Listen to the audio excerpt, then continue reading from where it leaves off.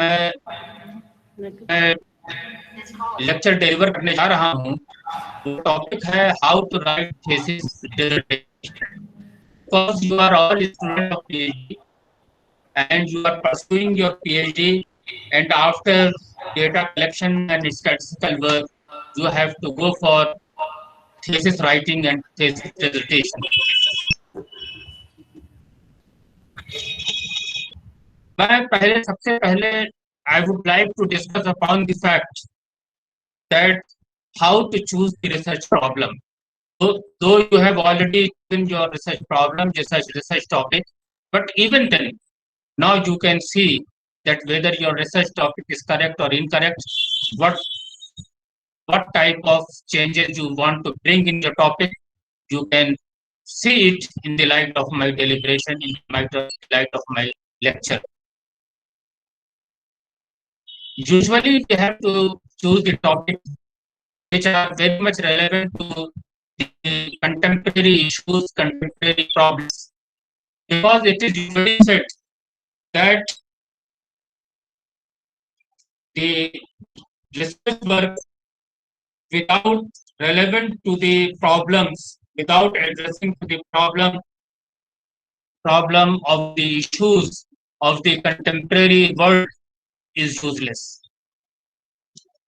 So I will just say that you have to go through the topics, you have to go through the literature review, and through literature review you can come across the fact that what relevant research topics are important for you. Of you who have already working on some of the topics of their topics which are very much relevant, which would have been very much relevant to the contemporary issues. You are attached to some supervisors, and supervisors always guide you in a very effective manner. Always listen to your supervisors and what the other teachers tell you about the various changes into the topic or into the work you are carrying on. So far as the uh, research, after doing research, the writing thesis and dissertation are concerned, it is very important that you have to very neatly and clearly you have to address the topic, and you have to cover all aspects. You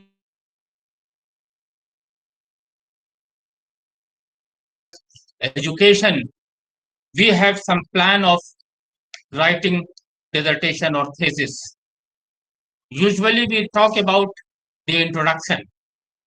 We start from introduction where we have to cover the topic, how it is relevant to the present situation. Historical background of the research area is very important. You have to address on the research area, and you have to address on its background, because background is very important, that why you have chosen this topic, a particular topic for your research. So you have to deliberate on, and you will have to address to the background of the topic. The another thing is, which is very important thereafter, that you must have taken the dependent as well as the independent variables for the research work. First, you have to address the details of the dependent variables, because you have to see that what is the relevance of the dependent variables. For example, you want to see the impact of intelligence on educational performance of the students. Here, the performance is the criterion variable, performance is the dependent variable, and intelligence becomes the independent variable. So first you have to deliberate on the dependent variables. Why you have chosen these dependent variables in your topic? Each and every dependent variable must be very clearly defined and explained. Because without the explaining of the dependent variable, there will be no clarity in writing thesis or in writing thesis or dissertation. तो मैं अपने बच्चों से यही कहना चाहूंगा कि बच्चों, तुम लोग जब अपने थेसिस लिखना शुरू करो तो सबसे पहले जो कि जो हमने प्रॉब्लम ली है उस टॉपिक के बैकग्राउंड के बारे में जरूर एक पैराग्राफ लिखना चाहिए जो बहुत खूबसूरत होना चाहिए, जिसको हम कहते हैं कि वहीं से हमारी थीसिस राइटिंग शुरू होती है। आप कभी बिल्कुल डिपेंडेंट और इंडिपेंडेंट वेरिएबल से स्टार्ट ना हो जाएं, बल्कि बैकग्राउंड जिसमें एक तरीके से रेलेवेंस ऑफ द स्टडी भी आ जाती है, आप उसके रेलेवेंस को भी जाहिर करें उसके अंदर कि why it is very much relevant and why dependent variable और criterion variable are very important. जब आप हर टॉपिक को हर उसको वेरिएबल्स को जब आप डिस्क्राइब कर ले डिपेंडेंट वेरिएबल्स को, then you come to the independent variables, that how the independent variables might be having its impact on criterion or dependent variables. So you have to choose on it. You have to discuss about it, which is very important because in introduction, nothing is written, only background and description about the dependent as well as the independent variables must be very clearly defined or explained. Moreover, I say that after describing in detail the dependent and independent variables, you have to show the what is the objective of your study.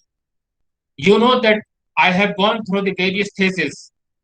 I usually every month I get 2 or 3 PhD theses from different universities, and I find that there are no clarity in the thesis writing. But I have, because it is usually said that the people are not very clear that where we have to do it. So once you are talking about the introduction, in introduction you are giving all the things, then definitely you have to give the objectives of the study in the same chapter chapter, that you can wind up this chapter by giving the objectives of the study.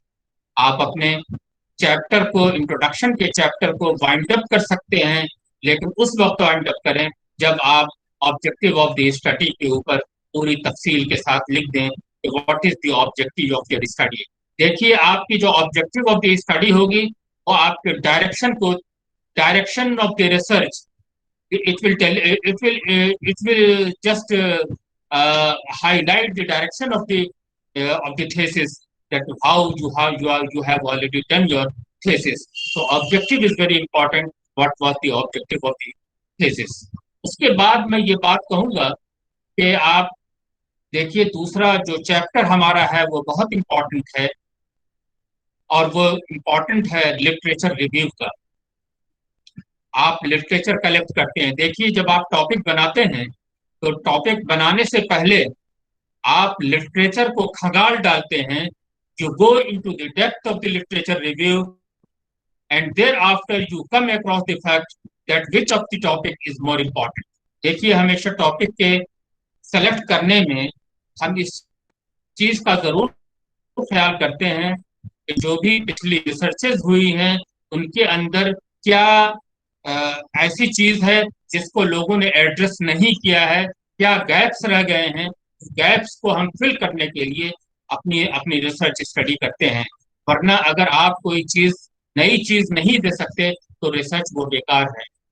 तो research तो वही होनी चाहिए क्या जो आपके किसी भी एरिए को के गैप को फिलअप करे। और आपकी स्टडी, देखिए, कोई भी रिसर्च ऐसी नहीं है कि that is the last line of the research, but one research paves the way for the new researches.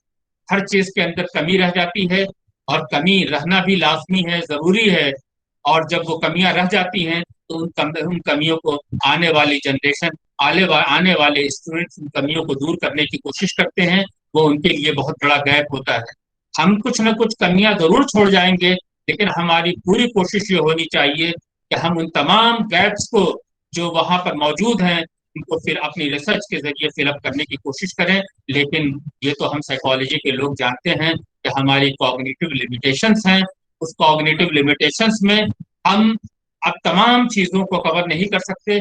Cognitive limitation एक तरफ है, दूसरी तरफ time frame is another very important aspect, कि आपका टाइम फ्रेम जो है वो 3 साल और 4 साल है, 5 साल है मैक्सिमम, और आप उसी टाइम फ्रेम में अपने रिसर्च को मुकम्मल करना चाहेंगे तो आप इस तरीके का टॉपिक जरूर बनाएं, रिसर्च रेलेवेंट रिसर्च स्टडीज के उसमें, कि आपका वो उसी वक्त में, कम वक्त में, 3 साल 4 साल का जो वक्त आपको दिया जाता है उस वक्त में आप उसे मुकम्मल कर लें, उसे आप फिनिश कर लें अपनी थीसिस को।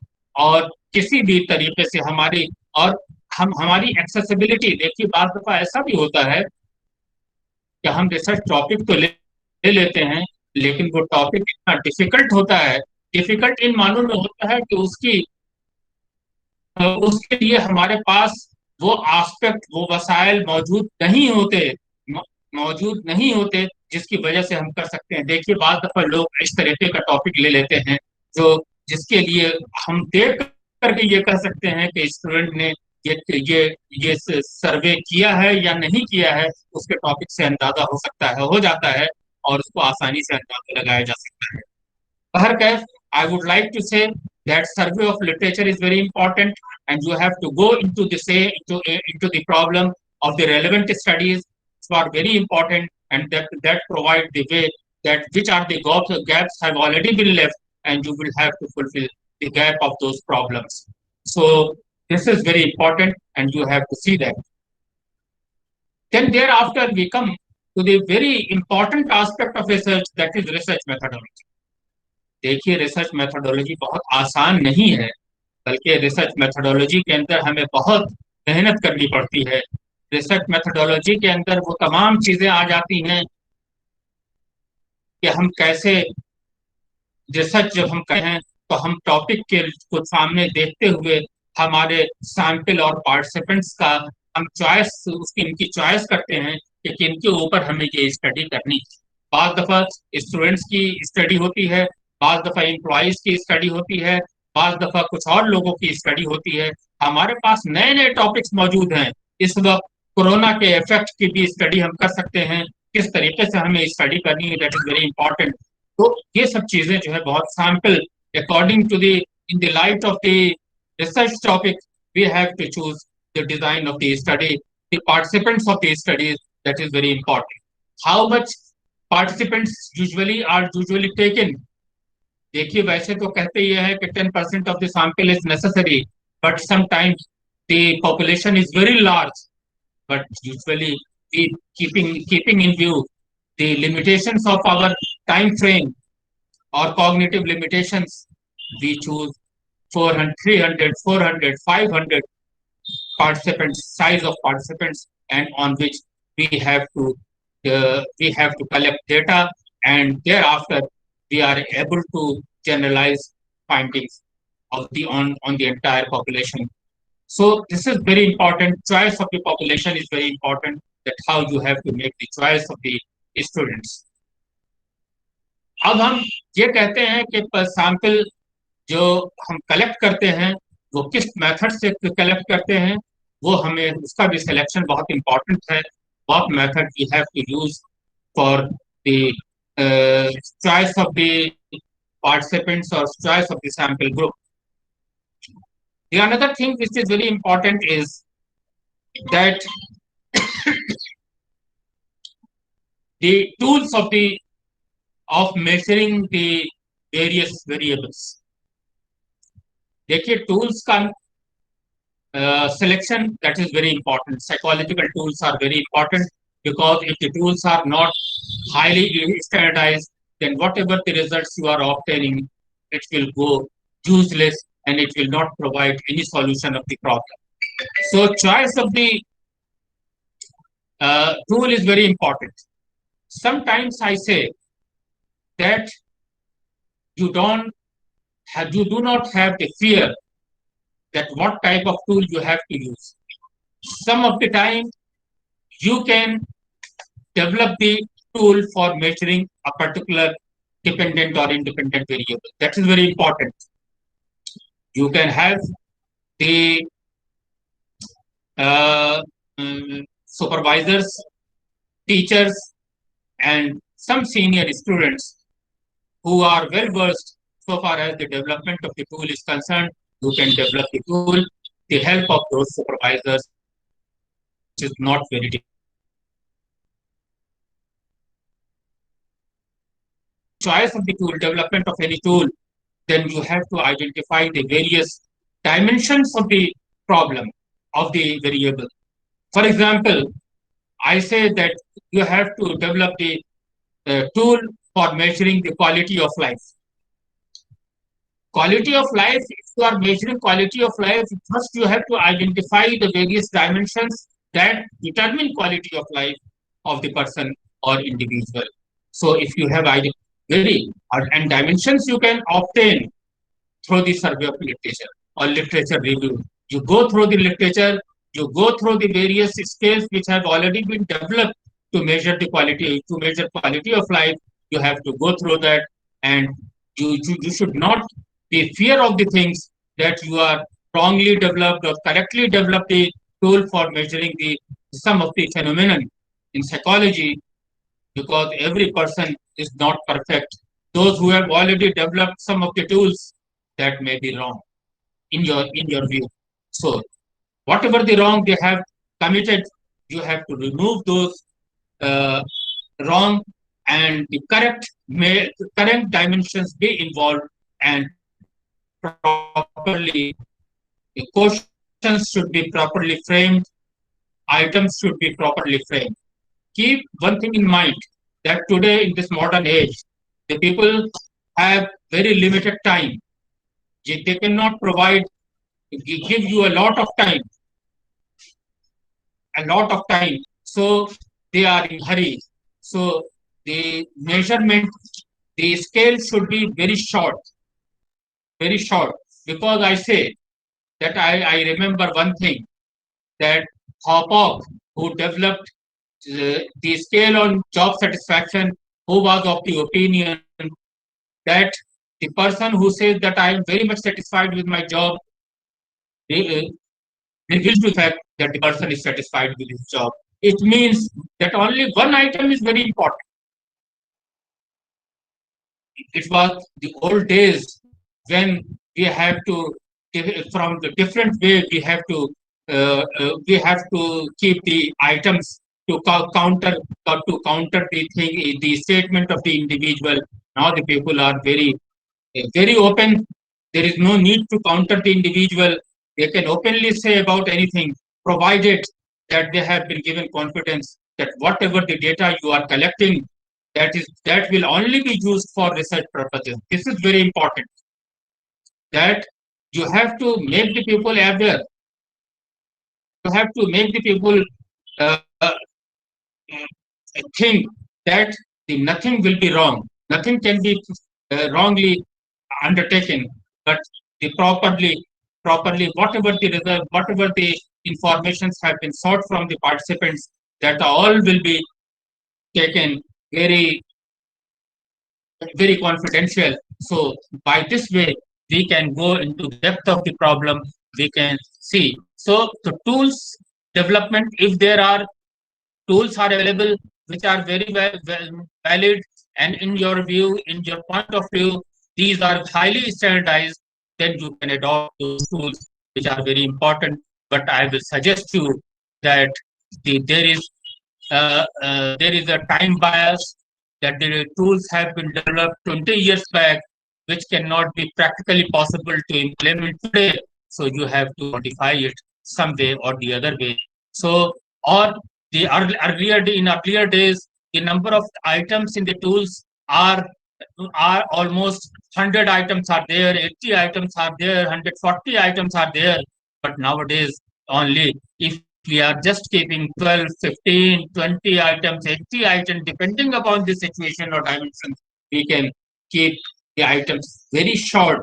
So every individual may have chance to go through the each and every statement, and they can very fairly they can respond to the questions. So this is very important. So tools are very important. You have to see whether the tools are. If you are just making the tools, I will say that if you have written about the tools, then you must know that what are the various ways for standardizing the tools. That is very important. The tools are standardized, then you can use it for the research purposes. So these aspects must be written in the tools, in a use of the tools or development of the tools in the thesis. You have to very clearly write about it. So the another thing is, which is very important, is that the choice of statistical analysis. That statistics is also very important. So statistics, so far as, because you know that depending upon the topic, you have to make the choice of the statistical analysis. There have been controversy in the olden days that there must be the quality or quantitative method be used for analyzing the responses or the data of the individual. But if we are quantitatively being used, are using the entire thesis, then definitely we have to use a proper statistical analysis, either parametric statistics or non-parametric statistics. And you all know that if you are using the parametric statistics, you must go through the various parameters on which the data is basically uh, is dependent. So you have to see whether it meets the parameters or it doesn't meet the parameter. Then accordingly you have to choose the either parametric statistics or non-parametric statistics. Nowadays, there have been number of non-parametric statistics. Moreover, I say that the if you are, for example, earlier we were using the factorial design. If you had the two independent variables or one dependent variable, then definitely you could have used the two the factorial design depending just depending upon the topic of the research. So factorial design, but in factorial design, half of the data is not used because if you are just taking high and low, so middle group is almost left. So that is why nowadays people are using uh, multiple regression analysis where they are using the entire data. All the data has been properly used, but you have to go through it. And because multiple regression analysis, very very in a very simple way in today's world, you can use it. And I say that the analysis be done. So whatever the analysis you are using, you have to describe it, and you have to when you are writing in the dissertation or thesis, you must have to discuss about the rationale that why you have chosen this statistical technique, and after statistical technique, then the most important aspect is that is the description or discussion about the result, because discussion and description of the results are very important. It shows your talent, whether you have the talent to describe, to understand the findings what you have already obtained. There is one value, but you can describe it in different pages, in different two or three, five or four, 6 pages. You have to describe it. So that is description of the result is important. So I say that these aspects are very important. So description of the study of the result is very important. You have to describe it, and moreover, when you are discussing about the results, then you have to discuss that why such results you have obtained. This is, I say that everyone knows this is your talent. that whether you are able to describe your results, that why these results have been obtained. This is very important. Sometimes it is said that they maybe this sample group is biased. You can discuss in that, because once you are collecting the data, while collecting the data, the sample or participants may have only those participants which are irrational, which are uh, very subjective in your responses. So you cannot control that. That is a very important. So maximum endeavors are being made while collecting the data on the sample. We say that your responses will be kept confidential. So, but on some of the participants, you cannot control the things, even by keeping them that the things will be confidential, but they are very open in their view, and accordingly they are changing. Yes. The another thing is very important. That is the conclusion. That is the conclusion.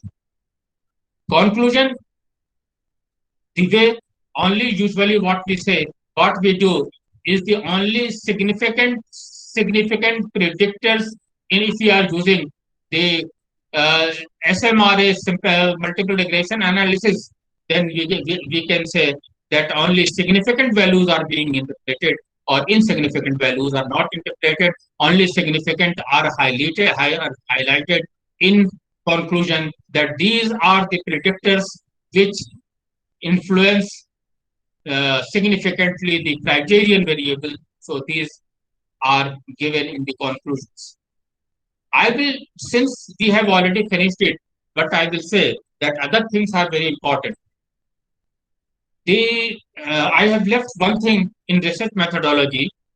No, in not research methodology, but in survey of literature, that when you are writing the survey of literature, in the last line of the survey of literature should be based on describing the hypothesis. देखिए, हम ये कहते हैं कि लोग कभी कभी hypothesis methodology में दे देते, ऑप्शन में दे देते हैं, लेकिन हाइपोथेसिस असल में जो देनी चाहिए, जो मेरी अपनी ओपिनियन है, वो सर्वे ऑफ लिटरेचर के आखिर में देनी चाहिए। इसलिए कि आप जो भी हाइपोथेसिस फ्रेम करते हैं, वो चाहे नल हाइपोथेसिस हो या ऑल्टरनेट हाइपोथेसिस हो, वो आप सर्वे ऑफ लिटरेचर के direction of survey of literature में जो कुछ भी आपको डायरेक्शन मिल रही है, उसी पे बेस करके आप अपने हाइपोथेसिस फ्रेम करते हैं।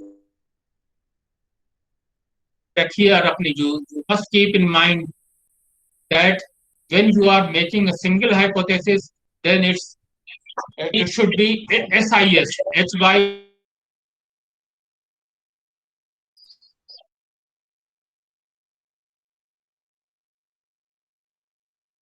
SES.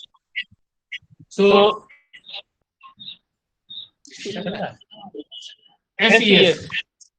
So I say that hypothesis must be given in the end of the survey of literature. That is very important, because for that survey of literature is very important. So after having a survey of literature, जी sir, आपकी voice बहुत clear नहीं हो रही है। जी जी, आपकी voice eco हो रही है सर, कोई सिस्टम में इको हो रही है, वही मैं देख रहा हूँ क्यों इको हो रही है। उसी को ठीक कर रहे हैं सर, वो ठीक कर रहे हैं।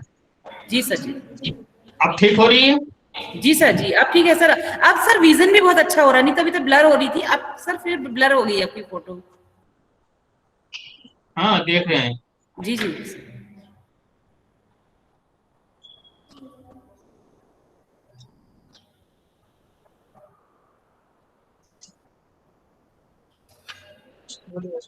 जी, आवाज अब आ रही है प्रॉपरली? आवाज बिल्कुल साफ है सर, थोड़ा सा आपका फोटो ना ब्लर हो रहा है, बहुत क्लियरिटी नहीं है। बीच में क्लियरिटी आ गई थी, अभी आपने जब शुरू किया तो उस वक्त क्लियरिटी थी फोटो में, मतलब आपके अभी थोड़ा सा ब्लर हो रहा है सर। अगर हो सकता है तो कर दीजिए, क्योंकि थोड़ा सा देखिए जरा सा, देखिए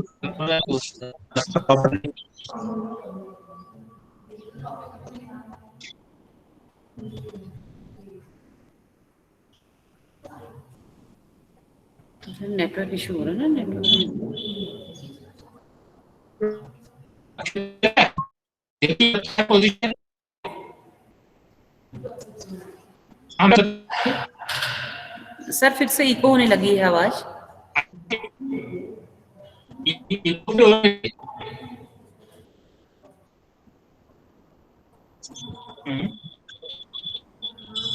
कि नेटवर्क प्रॉब्लम हो रही है। जी हाँ, नेटवर्क इशू है सर, थोड़ा सा प्रॉब्लम है। अच्छा, वहाँ आवाज क्लियर आके आ मधु जी, आवाज आपको आ रही है क्लियर? जी सर, अब आ रही है सर जी। चलिए ठीक है, अब जी हम सर, जी कंटिन्यू करते हैं। Please please. तो मैं ये कह रहा हूँ कि हाइपोथेसिस जो है ये सेकंड चैप्टर में आना चाहिए, रिव्यू ऑफ में, जिसकी मैंने रेशनैलिटी आपको दी। जब भी कोई चीज आप लिखें तो उसमें रेशनैलिटी जरूर हो चाहिए कि why you are writing giving hypothesis in second chapter, first chapter. In my view, you must give the hypothesis in second chapter, because hypothesis is very much determined by the survey of literature, and what survey of literature provides the direction for proper giving the direction of the study. For example, I will have to make, if there is no clarity in the direction of the problems on the basis of the survey of literature, we can go for hypothesis direction, then we can have the alternate hypothesis. So this is the way the of formulating hypothesis. Another thing is, which is very important, that uh, the अच्छा, इस वक्त मैं ये कर सकता हूँ कि I can interact with the people, they can ask the question and I can reply the question. Hello Madhu ji. जी सर, सर आपकी आवाज, मैं ये कह रहा हूँ कि मैं यहाँ पर रुक सर, आपकी आवाज बहुत कट कट के आ रही है, समझ नहीं आ रही है, आवाज समझ में नहीं आ रही है सर। फिर आवाज समझ में नहीं आ रही।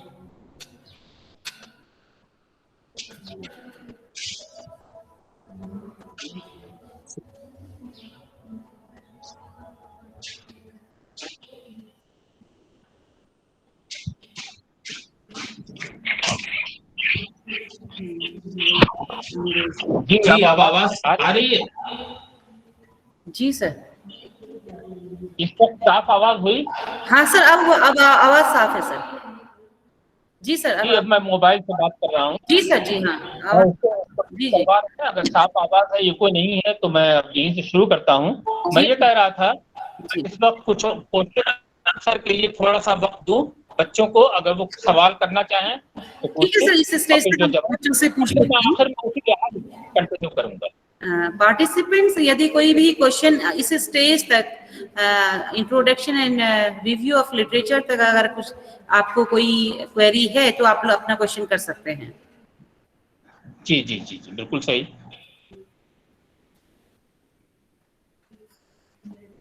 जी सर, लगता है मुझे स्टूडेंट्स को क्लियर है, क्योंकि आपने इतने अच्छे तरीके से समझाया है, तो क्लियर है। अच्छा, फिर मैं और आगे बढ़ता हूँ, ठीक है? जी जी, अगर जिनको सवाल करना होगा वो करेंगे, है ना? जी सर, लास्ट में कर लेंगे। जी सर, जी जी। अब एक चीज जो है वो आमतौर से देखिए, अब मैं फिर इसको एक तरीके से रिपीट तो नहीं करूंगा, लेकिन मैं शुरू से ये बात कहूंगा, इसलिए कि मेरी आवाज जो है वो इको हो रही थी, और इको की वजह से बहुत सी चीजें आप समझ नहीं पा रहे होंगे।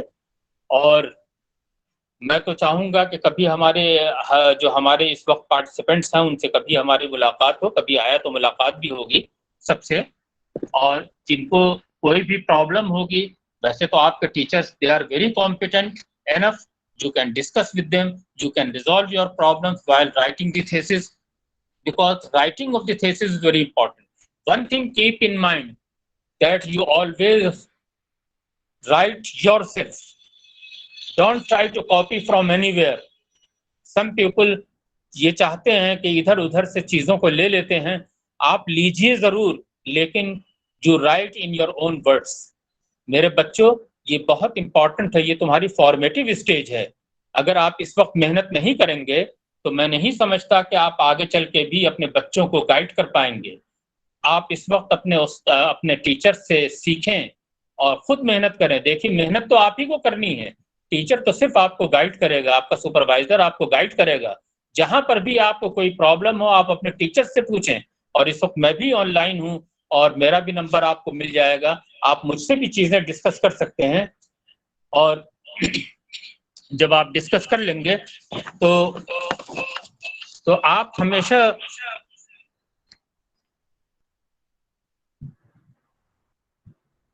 हाँ हाँ, तो आप खुद लिखने की देखिए कोशिश कीजिए। जब तक आप अभी से नहीं लिखेंगे उस वक्त तक आपके अंदर क्लैरिटी नहीं आएगी। मैं कुछ स्टूडेंट्स को जानता हूं अच्छी तरह, जो खुद काम करते हैं, सुपरवाइजर की मिनिमम गाइडेंस उनको मिलती है, लेकिन वो बहुत अच्छा काम करते हैं और आपके अंदर भी क्वालिटी सारी मौजूद है बच्चों। आवाज आ रही है? आवाज आ रही है? यस सर सर, आ रही है। नहीं आ रही? जी आ रही है। जी तो सर। मैं अपने बच्चों से यही कहूंगा कि बच्चों, तुम्हारे अंदर बड़ी सलाहियतें हैं, बड़ी क्वालिटी तुम्हारे अंदर मौजूद है, लेकिन उन क्वालिटीज का इस्तेमाल जरूर करो, उनको यूटिलाइज जरूर करो। बगैर इस्तेमाल के the thing without use is useless, psychology में कहते हैं ना कि बगैर इस्तेमाल के कोई चीज अगर इस्तेमाल में ना लाई जाए तो वो यूजलेस हो जाती है। जैसे कहते हैं ना कि इंसान के पहले वो बंदर था और उसकी दुम इसी वजह से गायब हो गई कि उसने दुम का इस्तेमाल करना छोड़ दिया, तो वो एक्सटिंक्ट हो गई और हम मौजूदा शक्ल के अंदर मौजूद हैं।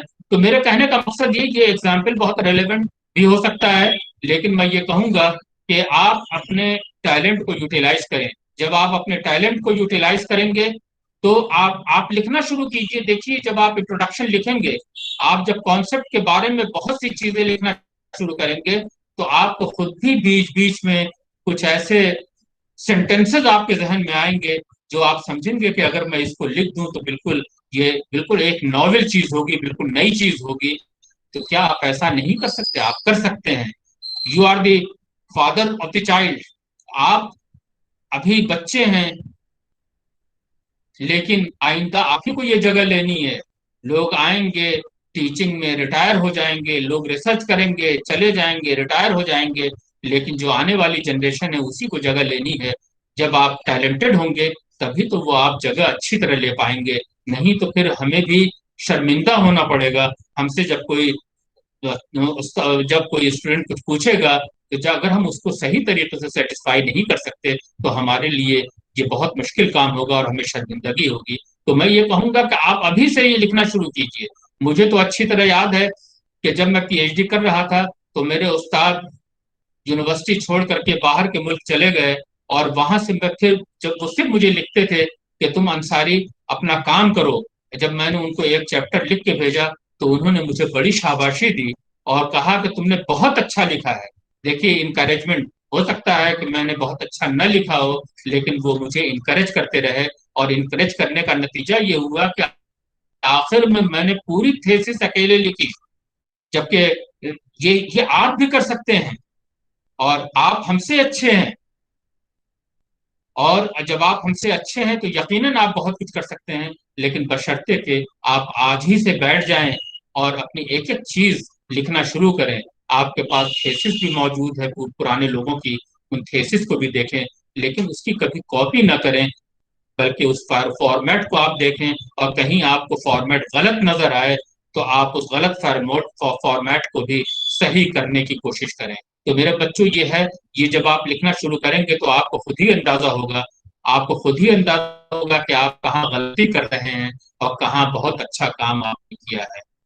इंसान अपने आप को, कोई भी शख्स है वो अपने आप को बहुत अच्छी तरह जानता है, दूसरा शख्स उसको नहीं पहचान सकता। कहते हैं ना कि साइकोलॉजी में एक फिनोमेना है सेल्फ कॉन्सेप्ट का, अंडरस्टैंडिंग अबाउट वन सेल्फ, कि आप अपने बारे में सोचिए आप, हम लोग कभी देखते हैं कि कभी हम अपने बारे में नहीं सोचते कि व्हाट स्ट्रेंथ और वीकनेस वी हैव। हम अपनी वीकनेस को और स्ट्रेंथ को जानने की कोशिश करें। हमारे अंदर बहुत सी वीकनेसेस हैं, अगर हम उन वीकनेसेस को रियलाइज करें तो हम उसको इम्प्रूव करने की कोशिश करेंगे। और अगर हम स्ट्रेंथ हमारे अंदर जो मौजूद है तो हमें उन स्ट्रेंथ को मेंटेन करने की जरूरत है और उसको और आगे बढ़ाने की जरूरत है। तो आज ही से सेल्फ कॉन्सेप्ट साइकोलॉजी का एक फेनोमेना जो बहुत इंपॉर्टेंट फेनोमेना है, अंडरस्टैंडिंग ऑफ वन सेल्फ। तो आप जब कभी रात को बिस्तर पे जाएं, क्या कमियां हैं, मुझ में क्या स्ट्रेंथ है, तो आपको खुद अंदाजा होगा। और जो कमी आपको अपने अंदर नजर आए, मैं ये नहीं कहता कि आप दूसरों से बताइए, बल्कि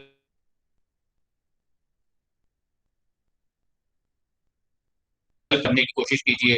आपको नहीं समझ में आता कि आप उसको दूर करें, तो आप किसी से भी मशवरा कर सकते हैं। ये मत कहिए कि मुझ में ये कमी है, बल्कि अगर किसी शख्स से पूछिए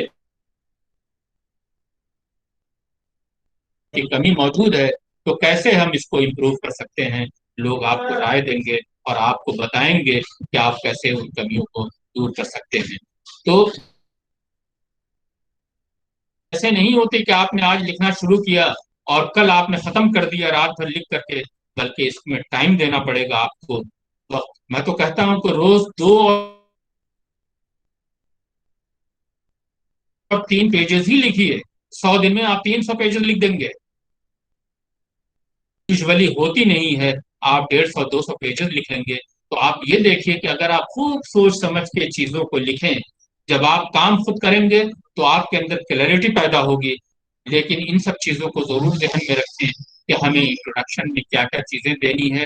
जो मैंने एक बात आपको बताई है कि इंट्रोडक्शन में बैकग्राउंड ऑफ द प्रॉब्लम, जो आपकी प्रॉब्लम है, जो इशू है जिसको आपने एड्रेस किया है अपने रिसर्च के जरिए, उसकी बैकग्राउंड जरा सा दे दें। और फिर डिपेंडेंट और इंडिपेंडेंट वेरिएबल को, उसके कॉन्सेप्ट के बारे में, उसकी मीनिंग के बारे में आप उसकी जो डिटेल लिखें कि what is it and what these may have these are affected by different independent or the other variables। तो ये सब चीजें जो हैं आप इसको लिखिए। और आखिर में यही ऑब्जेक्टिव इज द स्टडी। जब आप डिपेंडेंट वेरिएबल और इंडिपेंडेंट वेरिएबल को लिखेंगे तो आपको ऑब्जेक्टिव ऑफ द स्टडी भी फिर आपको आखिर में लिखना पड़ेगा कि आपके इंडिपेंडेंट वेरिएबल का आपका रिलेशन क्या होगा डिपेंडेंट वेरिएबल से। और इसी तरीके से तमाम चीजों को डिस्क्राइब करके ऑब्जेक्टिव को आप लिखते हुए आप उसको वहीं पर आप अपनी इंट्रोडक्शन के चैप्टर को वाइंड अप कर सकते हैं। जब आप लिटरेचर रिव्यू में आएंगे तो मैंने एक बात कही कि लिटरेचर रिव्यू में भी आप उसी तरीके से लिखेंगे, उसी सीक्वेंस में लिखेंगे जिस सीक्वेंस के अंदर आपने इंट्रोडक्शन लिखा। पहले आप डिपेंडेंट वेरिएबल के सर्वे ऑफ लिटरेचर में डिपेंडेंट वेरिएबल के तमाम स्टडीज जो रेलेवेंट स्टडीज हैं उनको आप कोट करेंगे। देखिए, वैसे तो आप जरा सी मेहनत करेंगे तो आप तो फैक्टर वाइज भी चीजों को ले सकते हैं, या आप क्रोनोलॉजिकल ऑर्डर में चीजों को ले सकते हैं। जो पुरानी चीजें हैं, पुरानी स्टडीज हैं, आप उसको पहले लें, डिसेंडिंग ऑर्डर में लें। पहले आप पुरानी चीजों को लें, फिर उसके बाद आप नई चीजों को, नई स्टडीज जो है वो कोट करते जाएं। तो आपको ये भी पता चल जाएगा उससे कि क्या क्या चेंजेस आती रही हैं, किस किस तरीके की स्टडीज लोगों ने की है, वो आपको पता चलेगा। तो इसी तरीके से आपको सर्वे ऑफ लिटरेचर में आपको लिटरेचर के रिलेवेंट स्टडीज देखिए, आपका टॉपिक जो होगा उससे बिल्कुल किसी कहीं एक वेरिएबल आपका उससे मैच करेगा, कहीं 2 वेरिएबल मैच करेंगे, लेकिन इन टोटो चीजें मैच नहीं करेंगी। अगर इन टोटो चीजें मैच करती हैं तो इसका मतलब यह है कि आपका रिसर्च टॉपिक जो है थोड़ा सा वेग है।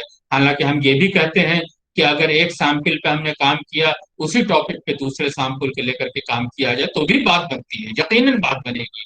लेकिन जनरलाइजेशन के फैक्टर्स को ध्यान में रखते हुए हमें थोड़ा सा गैप जरूर महसूस करना चाहिए। और हमारा अगर टॉपिक बिल्कुल वही हो जाता है तो हमें थोड़े से टॉपिक में चेंजेस लाने की जरूरत है। इसलिए कि कभी कभी माइनर मॉडिफिकेशन में कोई हर्ज नहीं है। हम अपने टीचर्स को सजेस्ट कर सकते हैं कि माइनर मॉडिफिकेशन के साथ इसको पास किया जाए। लेकिन कभी कभी अगर वो बहुत पेचीदा है तो जाहिर है कि उसे आपको देखना है। तो आप जैसे इंट्रोडक्शन में जिस तरीके से, जिस सीक्वेंस में आप लिखते हैं, उसी तरीके से लिटरेचर रिव्यू को भी उसी सीक्वेंस में आपको एक्सप्लेन करना है, और तमाम डिपेंडेंट वेरिएबल और इंडिपेंडेंट वेरिएबल के ऊपर किस तरीके की स्टडीज हुई हैं वो आपको उसमें शो करना है। और इसी तरीके से आखिर के अंदर जब आपको ये पता चल जाएगा, तो आखिर के अंदर फिर आपको यकीनन फिर हाइपोथेसिस देनी होगी, इसलिए कि अब आपने पूरे लिटरेचर रिव्यू के अंदर देख लिया है कि क्या डायरेक्शन ऑफ द फाइंडिंग्स क्या है, डायरेक्शन ऑफ द स्टडी क्या है, उसकी फाइंडिंग्स क्या हैं। तो उसी लिहाज से फिर अब आप आइदर नल हाइपोथेसिस और ऑल्टरनेट हाइपोथेसिस का इस्तेमाल करते हैं। देखिए कभी कभी ये लोगों को गलत फहमी है, लोग गलत समझते हैं कि या तो हम नल हाइपोथेसिस ही बनाए या ऑल्टरनेट हाइपोथेसिस बनाए। ऐसा बिल्कुल नहीं है। जहां पर नल हाइपोथेसिस बनाने की जरूरत हो वहां नल हाइपोथेसिस बनाइए, जहां ऑल्टरनेट हाइपोथेसिस को बनाने की जरूरत हो वहां ऑल्टरनेट हाइपोथेसिस बनाइए। इसलिए कि हर वेरिएबल के साथ हर चीज जो है एक तरीके के रिजल्ट्स नहीं आएंगे, सबके साथ अलग अलग रिजल्ट्स आएंगे। तो आप उसी लिहाज से जहां नल हाइपोथेसिस की जरूरत है वहां आपको, जहां पर कोई क्लैरिटी ऑफ द रिजल्ट नहीं है वहां आप नल हाइपोथेसिस बनाएं। जहां पर जिस वेरिएबल्स के साथ क्लैरिटी थोड़ा बहुत है और एक direction of findings are available, तो हमें ऑल्टरनेट हाइपोथेसिस बनाने की जरूरत है। लेकिन इसको जब आप रिजल्ट के अंदर लिखें कि नल हाइपोथेसिस एक्सेप्टेड और रिजेक्टेड और ऑल्टरनेट हाइपोथेसिस एक्सेप्टेड और रिजेक्टेड, तो आपको इसको ध्यान में रखना है कि आपने किस तरीके के हाइपोथेसिस जो है वो फ्रेम की है। तो ये मैं कहना चाहूंगा कि आप इसे जरा सा जरूर इस पर गौर करें। फिर दूसरी चीज जो सैंपल की हमने बात की थी कि सैंपल या पार्टिसिपेंट्स बहुत इंपॉर्टेंट है। देखिए अब तो सैंपल और की जगह हम पार्टिसिपेंट्स का इस्तेमाल करते हैं, लेकिन इंटरचेंजेबली भी चीजें यूज होती हैं, ऐसी बात नहीं है। पार्टिसिपेंट जो लोग पार्टिसिपेट करते हैं इसके अंदर, अब उनको लेते हैं। अब किस तरीके की आपको, देखिए मैंने एक बात कही थी आपसे कि जब आप रिपोर्ट राइटिंग लिखते हैं वो तो खैर एक बहुत बात की चीज है, बिल्कुल आखिर की। लेकिन अब जब आप सैंपल भी कभी कभी सेलेक्ट करते हैं, देखिए बाज दफा ऐसा भी होता है कि लोग ये कहते हैं कि साहब हमने आर्मी पर्सनल्स के ऊपर किया, हमने जो लोग हमारे लड़ रहे हैं, जो लोग दूसरे उससे कंट्रीज से, हमने उसके ऊपर डेटा कलेक्ट किया। तो यहीं पर हमें अंदाजा हो जाता है कि ये पॉसिबल है ही नहीं, आपके लिए फिजिबल है ही नहीं कि आप उस सैंपल को कवर कर सकें और आप डेटा कलेक्ट कर सकें। अगर आप ऐसी बात लिखते हैं तो वही एग्जामिनर समझ जाएगा और देखने वाला समझ जाएगा कि आपने डेटा कलेक्ट नहीं किया है, बल्कि आप वैसे ही आप बातें बना रहे हैं। तो इसको भी जरूर जहन में रखिए कि कहाँ पर डेटा कलेक्शन कलेक्ट कलेक्ट करने की फिजिबिलिटी है या यहाँ पर नहीं है। ये बहुत इंपॉर्टेंट आस्पेक्ट है। देखिए बहुत सी चीजें ऐसी होती हैं जहाँ पर हमारी एक्सेसिबिलिटी नहीं होती और हमें वहां जाना भी नहीं चाहिए, इसलिए कि वो चीजें बड़ी कॉन्फिडेंशियल होती हैं और वहां की चीजों को, और इसके और भी दूसरे असरात होते हैं कि job satisfaction among army people.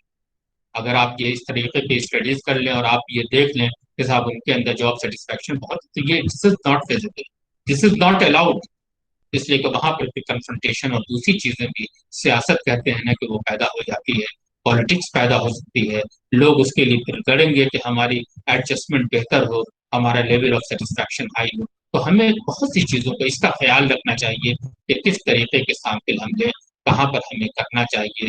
बहुत सी चीजों पे हमारा मुल्क अलाउ करता है, बहुत सी चीजों पे अलाउ नहीं करता, उसको भी जहन में जरूर रखना चाहिए, इसलिए कि वो हमारे लिए मुनासिब नहीं है। इसलिए कि साइकोलॉजी के अंदर एक एथिक्स बहुत इंपॉर्टेंट चीज है, उस एथिक्स को जहन में रखना चाहिए हमें। We have to keep in mind those ethics and accordingly we have to choose the sample group और पार्टिसिपेंट। तो पार्टिसिपेंट्स यूजुअली अब हम कहते हैं कि it is the sample has been replaced by participants, लेकिन इसके बावजूद भी हम लैंग्वेज का जब इस्तेमाल करते हैं इंग्लिश का, पार्टिसिपेंट्स तो कहीं लिख लेते हैं लेकिन सैंपल भी हम जरूर लिखते हैं। और सैंपल को हम जब डिस्क्राइब करें तो सैंपल को डिस्क्राइब करते हुए ये सब तमाम चीजें हैं। तो अब हम हमारे सैंपल, तो इन सब चीजों की डिटेल्स भी आपको उसके अंदर लिखनी मौजूद है कि आपने सैंपल क्यों लिया। देखिए हम लोग लिखते नहीं है इसको यूजुअली, मैं तो अपने स्टूडेंट्स को हमेशा कहता रहता हूँ कि तुम लिखो कि why you have chosen this sample और सच टाइप ऑफ पार्टिसिपेंट्स। तो उसका रेशनल आपको देना चाहिए कि how it is very much relevant to the problem of the study. उसके रेलेवेंस को भी उसका अंदाजा होता है कि हमें कितना बेहतर है, तो हमें उसको भी देखना है। और उसके साथ साथ हमें उसकी रेशनैलिटी, देखिए रेशनैलिटी हर जगह पे बहुत इंपॉर्टेंट है, उसकी लॉजिक बहुत इंपॉर्टेंट है, इसलिए कि ये तो आपका रिसर्च है। रिसर्च में without giving rational of the findings the research is useless. कभी कभी हम ये कहते हैं कि हम जब रिजल्ट लिखते हैं तो देखिए रिजल्ट में कुछ सिग्निफिकेंट वैल्यूज होती हैं, कुछ इनसिग्निफिकेंट वैल्यूज होती हैं। हमारी प्रैक्टिस आमतौर से ये रही है कि हम इनसिग्निफिकेंट, जो सिग्निफिकेंट वैल्यूज हैं उन्हीं को डिस्क्राइब करते हैं और इनसिग्निफिकेंट को हम छोड़ देते हैं। हालांकि ऐसा नहीं करना चाहिए। देखिए जो इनसिग्निफिकेंट है उसकी भी कुछ ना कुछ लॉजिक है, उसके भी पीछे कुछ ना कुछ रेशनल है, why it has become insignificant. और जो सिग्निफिकेंट है उसको तो हम आमतौर से लिखते ही हैं। तो हमें सिग्निफिकेंट को भी लिखना है, और हमें जो इनसिग्निफिकेंट हमारे इंडिपेंडेंट वेरिएबल, जो इफेक्ट ऑफ इंडिपेंडेंट वेरिएबल है, और जो हमारे प्रिडिक्टर्स वेरिएबल हैं, वो क्यों इनसिग्निफिकेंटली इन्फ्लुएंस कर रहे हैं, इन इनसिग्निफिकेंट इन्फ्लुएंस है उनका, उसको भी हमें हमें डिस्क्राइब करना चाहिए, वहां पर भी रेशनैलिटी देनी चाहिए। तो हमें दोनों को डिस्क्राइब करना है। इसीलिए कभी कभी कहते हैं कि बहुत लंबा सैंपल मत लीजिए, बहुत ज्यादा वेरिएबल्स मत लीजिए, वेरिएबल्स कम ही लीजिए, लेकिन उसकी बहुत इन डेप्थ स्टडी होनी चाहिए। वो प्रॉपर आपको प्रोवाइड करेंगे, बहुत प्रॉपर इंफॉर्मेशन प्रोवाइड करेगा। अगर आप इन डेप्थ स्टडी में जाएंगे तो आपको अंदाजा होगा कि आप क्या कर रहे हैं, क्या नहीं कर रहे हैं। तो ये बहुत जरूरी है मेरे बच्चों। तुम लोग अगर इस उस पे जा रहे हो, थीसिस राइटिंग अगर कर रहे हो, तो मेरी एक बात को जरूर जहन में रखना कि जो राइट योर सेल्फ, कभी कॉपी करने की कोशिश मत कीजिए। अगर आपने कॉपी करने की कोशिश की, you can't improve your self. Time निकालिए, आपने रिसर्च किया है, टाइम निकालेंगे, जब आप इंटरव्यूज वगैरह में जाएंगे तो you will be confident enough, if you have written yourself, and you will discuss, you can discuss with the experts in with full confidence. अगर दूसरों ने लिख के दिया है, हमने कॉपी की है, तो हम कॉन्फिडेंस कॉन्फिडेंस के साथ हम चीजों को आगे नहीं ले जा सकते, हम किसी को बता नहीं सकते, because we have not written it. कि भाई हमारे तो ये उस्ताद ने लिख के दे दिया, ये हमारे दोस्त ने लिख के दे दिया, मुझे तो कुछ मालूम ही नहीं है। ऐसा मत कीजिए। देखिए फ्यूचर आपका है, और आपके फ्यूचर पे आने वाली जनरेशन जो है वो डिपेंड करेगी। जैसे आप होंगे उसी तरीके से आने वाली जनरेशन होगी। तो आप उसको भी देखिएगा कि कितने अच्छे तरीके से वो लोग काम करते हैं या नहीं करते। रिजल्ट और डिस्कशन के सिलसिले में तो मैंने बताया आपको कि जिस तरीके से जो आप टेबल बनाते हैं, जिस तरह से आप, देखिए बिल्कुल सब कैंसन सीक्वेंस वही होना चाहिए जो सर्वे ऑफ लिटरेचर, जो आपका की प्रॉब्लम है, जो आपकी प्रॉब्लम है उसके अंदर जो वेरिएबल्स का सीक्वेंस है वो इंट्रोडक्शन में जिस सीक्वेंस के साथ आपने लिखा है वो, लिटरेचर रिव्यू के अंदर जिस सीक्वेंस पे आपने लिखा है वो, इसी तरीके से जब आप डिटेल्स, आप टूल्स के बारे में डिटेल लिखते हैं तो वो भी उसी सीक्वेंस में लिखिए जैसे ऊपर पहले लिख। आप एक ही सीक्वेंस रखेंगे तो आपकी थीसिस की खूबसूरती बढ़ जाएगी, and you will definitely like your thesis very much, very much. तो सीक्वेंस आप वही रखिए बिल्कुल आखिर तक। और जब आप रिजल्ट करें तो जाहिर है कि आपकी टेबल्स तमाम जो रिजल्ट में आएंगी, and you start writing on those in the same sequence about the results, what results you have obtained. कभी कभी तो हम ये करते हैं कि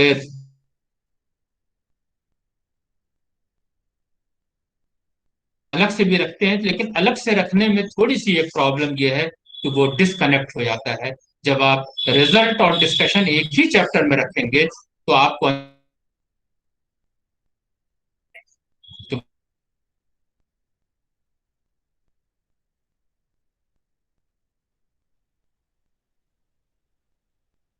न करें कि why it has become it became significant, लेकिन जो इनसिग्निफिकेंट रिजल्ट्स हैं उनको भी आप डिस्क्राइब करें, जिसको हम आम तौर से छोड़ देते हैं। We never discuss, we never touch those aspects, तो उसको भी डिस्क्राइब करें, इसलिए कि उसकी भी एक रेलेवेंस है कि वो सिग्निफिकेंट क्यों नहीं आया। सिर्फ यही नहीं कि जो सिग्निफिकेंट आया that is also, that is very important, जो इनसिग्निफिकेंट आया है उसकी भी कुछ लॉजिक होगी। इसलिए कि आप बहुत सी चीजों से, जो खराबियां होती हैं, खराबियों से भी आप सीखते हैं कि किसी को कितना नुकसान, वो फेल्योर क्यों है, उसके फेल्योर के रीजंस मालूम कीजिए। तो आप उस तरीके के काम कभी मत कीजिए कि आपको फेल्योर होना पड़े। वो सक्सेस, एक आदमी सक्सेसफुल है तो उसके बारे में से मालूम कर लेना कि how he has become successful, तो आप उसकी जो सक्सेस के जो उसके रिकॉर्ड्स हैं, जो तरीका है उसका सक्सेस का, उसको आप अपनाइए, तो यू में मोस्ट लाइकली यू में बिकम सक्सेसफुल। लेकिन देखिए, सक्सेस और फेल्योर जो है, ये चीजें डिपेंड करती हैं sample to sample, type of people, तो उसको आप देखना। ये साइकोलॉजी के अंदर these things are very important. तो मैं ये कहता हूँ तो उसको आप सिग्निफिकेंट और इनसिग्निफिकेंट जितनी भी वैल्यूज आई हैं सबको कोशिश कीजिए कि डिस्क्राइब कीजिए। इसलिए अगर वेरिएबल्स कम हैं तो आप इस तरीके से इसको फैलाने की कोशिश कीजिए और इनकी इन डेप्थ स्टडी में जाने की कोशिश कीजिए और लोगों को समझाने की कोशिश कीजिए कि अगर ये रिजल्ट सिग्निफिकेंट आया है तो क्या आया है, ये रिजल्ट इनसिग्निफिकेंट आया है तो क्यों आया है। दोनों में हमें, दोनों के रेशने, दोनों की लॉजिक हमें मालूम होनी चाहिए, दोनों के फैक्टर, सक्सेस एंड फेल्योर के, सिग्निफिकेंस और इनसिग्निफिकेंट के जो हमारे जो फैक्टर्स हैं वो हमारे सामने आने चाहिए। इसलिए कि ये लोगों को समझने की कोशिश करना चाहिए कि क्यों सिग्निफिकेंट आया, क्यों इनसिग्निफिकेंट आया। अगर हम इसको जरा सा चेंज कर देते तो जो इनसिग्निफिकेंट वैल्यूज आई हैं वो सिग्निफिकेंटली इन्फ्लुएंस करने लगेगा। तो इसलिए हमें चाहिए कि दोनों पे हम नजर रखें। कंक्लूजन तो देखिए चीज ही है, हम तो कहते हैं कि कंक्लूजन में ठीक है आप लिख दीजिए 2-4 लाइन, आप कहते हैं कि साहब एक चीज जो है, जो सिग्निफिकेंट इफेक्ट्स हैं उनको आप दे दीजिए कि साहब these have significantly influenced the criterion variable या डिपेंडेंट वेरिएबल, और जो फैक्टर्स, बस उसमें डिटेल में जाने की जरूरत नहीं है। वाई कंक्लूजन में ये है कि these factors have significantly influence the dependent variable और क्राइटेरियन वेरिएबल, और these factors have not significantly influence the criterion और वेरिएबल। ये लिख करके इन शॉर्ट आप 1-2 पेजेस के अंदर वो आपका कंक्लूजन आ जाएगा। फिर उसके बाद आप सजेशंस भी दे सकते हैं। देखिए, ये मैंने एक बात कही थी कि कोई भी थेसिस है, कोई भी काम है रिसर्च का, that is the not and, that is the beginning. One research paves the way for the new researches. इसलिए कि हर रिसर्च के अंदर कुछ न कुछ कमी जरूर रह जाती है और रहना भी जरूरी है। इसकी वजह क्या है कि जो मैंने बताई कि ह्यूमन साइकोलॉजी में है कि there is a cognitive limitations, हमारे सोचने समझने की भी अपनी एक लिमिटेशन है। हर आदमी की अलग अलग उसके पेनिटेशन कॉम्बिनेशन में उसकी लिमिटेशन अलग अलग होती हैं। एक एक एंगल से देखता है, दूसरा दूसरे एंगल से देखता है, तीसरा तीसरे एंगल से देखता है। तो जब एक एंगल से देखने की वजह से सेकंड और थर्ड एंगल जो हमारा मिस हो जाता है, वो हमारा गैप रह जाता है, और उस गैप को आने वाले रिसर्चेज में उन गैप को पूरा किया जा सकता है। इसीलिए one research always paves the way for the another research. अगर आपकी कोई रिसर्च ऐसी हो गई है जो कि परफेक्ट हो, फिर तो वो लॉ हो जाएगा, है ना। लॉ एंड थ्योरी में यही तो फर्क है, वो लॉ है, लॉ हो जाएगा। और लेकिन आजकल तो आप ये भी देख रहे हैं कि न्यूटन लॉ तक चेंज हो रहा है ना। इसका मतलब ये है कि research is continuing, it is a continuous process, है ना। जो ये चीजें रहेंगी, लेकिन आपने जिस हद तक जिस लेवल पे काम किया है, वो काम आपका उस लेवल पे खत्म होगा, उस वक्त तक के लिए वो इम्पोर्टेंट होगा। हो सकता है कि आइंदा सालों में, आने वाले दिनों में, कमिंग ईयर्स में बिकम ऑब्सोलीट, वो चीजें बेकार हो सकती हैं, लेकिन आज तक के लिए वो बहुत इंपॉर्टेंट हो सकती हैं। लेकिन रिसर्चेस बहुत जल्दी उनकी फाइंडिंग्स का खत्म नहीं होती, बल्कि उनका जनरलाइजेशन बहुत इंपॉर्टेंट होता है। और जनरलाइजेशन उसी वक्त होता है जब हम सैंपल साइज बड़ा लेते हैं और हम प्रॉपरली सैंपल और स्टैटिस्टिक्स का इस्तेमाल करके कोई भी फाइंडिंग्स हमारी आती है तो उसकी जनरलाइजेशन कैपेसिटी उस फाइंडिंग्स की बढ़ जाती है। और अगर हम इन चीजों का ख्याल नहीं रखेंगे तो हमारी फाइंडिंग कैपेसिटी और जनरलाइजेशन कैपेसिटी हमारी इतनी आगे नहीं बढ़ सकती है।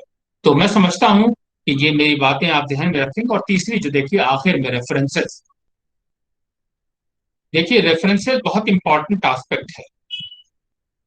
एक तो ये है कि जब आप कोई भी लिटरेचर रिव्यू को आप सामने जाएं तो जो relevant survey of literature review आपको मिले, जो सर्वे मिले, जो स्टडीज मिले, उसके आप रेफरेंस फौरन नोट कर लीजिए।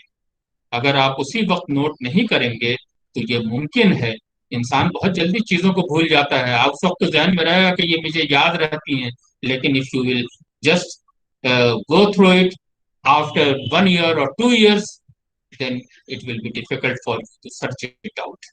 तो आप बेहतर ये है कि उसी वक्त उसको नोट कर लिया करें। ये हमेशा अपने ध्यान में रखें कि जब भी कोई रेफरेंस आपके सामने आए जिसको आप कोट कर रहे हैं, वो रेफरेंस आप नोट कर लें।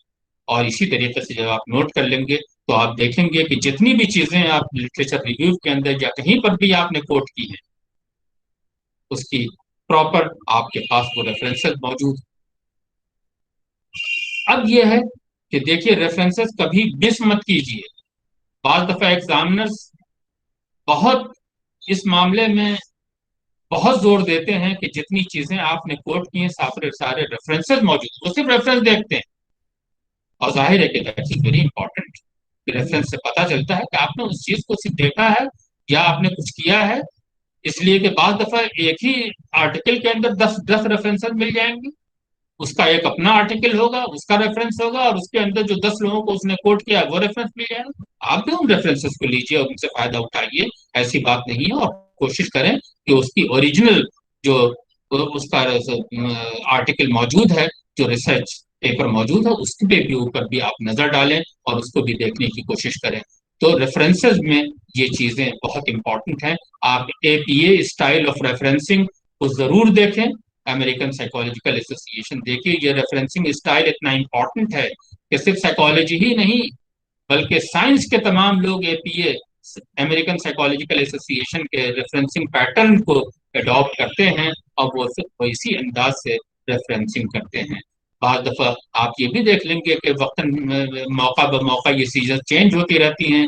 कि पहले ये था कि आप एटॉल कहाँ लगाएं, यानी फर्स्ट ऑथर को दें, और उसके बाद अगर 5 ऑथर और हैं तो आप वहाँ एटॉल लगा सकते हैं, इसलिए कि पांचों और छहों का नाम, लेकिन वो बदलता रहता है।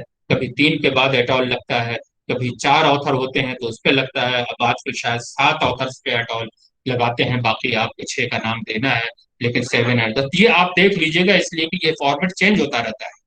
ये आप मेरी बात में ना जाएं, आप अमेरिकन साइकोलॉजिकल एसोसिएशन के रेफरेंसिंग पैटर्न को आप जरूर अडॉप्ट करें, इसलिए कि ये एक तरीके से यूनिवर्सल पैटर्न ऑफ रेफरेंसिंग है और वो आप करें। वैसे तो बहुत दफा लोग कहते हैं कि साहब रेफरेंस के तरीके और भी तरीके हो सकते हैं, तो आप जो भी रेफरेंस का तरीका अपनाएं, क्योंकि साइकोलॉजी के अंदर तो ये इंपॉर्टेंट है कि आप एपीए का स्टाइल आप अपनाएं, लेकिन दूसरे सब्जेक्ट के अंदर अगर रेफरेंसिंग का दूसरा स्टाइल अपनाते हैं तो फिर उनको उसी पैटर्न को अपनाना चाहिए, उसी पैटर्न को फॉलो करना चाहिए। ऐसा न करें कि 2 3 पैटर्न्स को मिक्सअप कर दें, मालूम हुआ कि हौच पौच हो जाएगा आपका रेफरेंसिंग पैटर्न, और आप उसी लिहाज से चीजों को करते हैं। तो बहर है, इसी के बाद मैं अपनी बात फिर अभी खत्म करना चाहूंगा, लेकिन मैं अभी चाहूंगा कि आपसे इंटरेक्शन हो। हमारे तलबा, हमारे स्टूडेंट्स मौजूद हैं और कुछ सवाल आप मुझसे करना चाहेंगे तो बिल्कुल मैं जवाब दूंगा, कोशिश करूंगा कि मैं दूं, इसलिए कि आप बहुत ज्यादा इंटेलिजेंट हैं, आप बहुत सी चीजों को जानते हैं, आप लोग नई जनरेशन के लोग हैं। नई जनरेशन के अंदर रिसोर्सेज बहुत हैं जिससे आप समझते हैं, पढ़ते हैं। हमारे जमाने में न इंटरनेट था, न हमारे जमाने में ई बुक्स थी, न हमारे जमाने में दूसरी चीजें अवेलेबल थी। हमें तो किताबें पढ़नी पड़ती थी, ओरिजिनल जर्नल्स पढ़ने पड़ते थे। आप तो हर चीज ऑनलाइन देख सकते हैं और आपको हर चीज सामने नजर आएगी। आप तो सिर्फ एक मेंटल हेल्थ के ऊपर अगर चाहें तो क्लिक कर दें और सारी स्टडीज आपके सामने होंगी। इससे तो आपको काफी रेफरेंसिंग, लेकिन तमाम चीजों से आप फायदा जरूर उठाइए। लेकिन मेरे कहने का मकसद ये है कि आप अपने स्टाइल में लिखें। अपने स्टाइल में लिखने की वजह से आपको आदत भी पड़ेगी और आपको लिखने की आदत पड़ेगी। और अगर आपको लिखने की आदत अच्छी पड़ गई तो वही आपकी ओरिजिनलिटी है। देखिए, अपने आप को आप ओरिजिनल बनाएं और ओरिजिनलिटी पे आप, मैं कहता हूँ कि जोर ज्यादा दें, तो मैं समझता हूँ कि फिर आपकी थेसिस सही मानों में पीएचडी थेसिस होगी, जिसका कुछ ना कुछ कंट्रीब्यूशन जरूर होगा सर, जरूर होगा। और मैं समझता हूँ कि people will like your thesis and वो आपको बाद में रेफर करेंगे। देखिए, जब आप देखेंगे कि आपकी थेसिस को रेफर किया जा रहा है तो आपको कितनी खुशी होगी। तो बस इसी के साथ मैं अपनी बात, मधु जी, अब मैं चाहूंगा कि अब हमारे स्टूडेंट्स अगर